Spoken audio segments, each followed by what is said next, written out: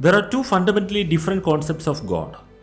The first is the human-made God, a symbolic figure created by people to satisfy emotional, psychological, and social needs. Human beings have always sought meaning in life. We want to understand who we are, why we exist, and what happens after death.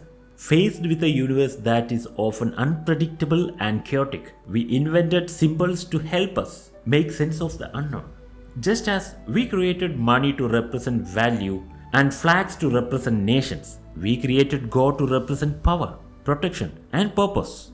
These creations serve real functions in human society. They bring order, structure, and shared meaning. In the case of God, we imagined an invisible, all-knowing being who controls everything we cannot control ourselves. Whenever something was beyond our understanding, natural disasters, illness, death, we claimed it was in God's hands. This was not necessarily a lie, but a deeply human way to explain the mysteries of existence.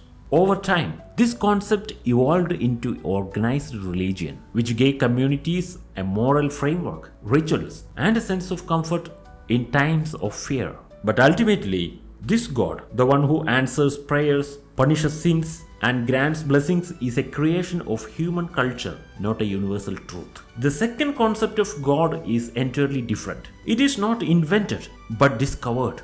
This is the idea of God as a fundamental raw energy of the universe. According to modern science, everything in existence is made of energy. Matter, when broken down into smallest parts, is just energy in motion. This energy exists everywhere, in everything. It is not conscious in the way humans are conscious. It does not have emotions, gender, or intention. It does not reward or punish. It is simply the neutral essence of existence. This energy existed before we were born and will continue after we die. It forms stars, planets, plants, animals, and people, all temporary expressions of the same external force. In this understanding, God is not separate from the universe. God is the universe. We are not creations of a separate divine being. We are temporary forms of the universal energy, momentarily shaped into life, destined to return to the source. This second God, the energy God, does not demand worship or obedience. It does not speak in books or listen to prayers. It simply is.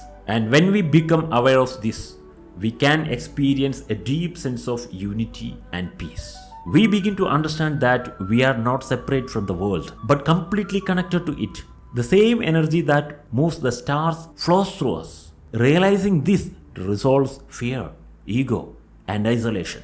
It replaces religious beliefs with direct awareness. We don't need to believe in God in the traditional sense because we can recognize that we are part of God, not as individuals with divine favor, but as temporary waves in the endless ocean of energy. In conclusion, the human-made God served a purpose to help people cope with the mysteries and fears of life. But as our understandings evolves, we can begin to see a deeper, more universal truth. God is not a being watching over us. God is the energy that is us, the fundamental fabric of all that exists. When we truly understand this, we no longer feel the need to seek meaning outside of ourselves because we realize that we are the meaning, part of an endless, ever-transforming flow of life.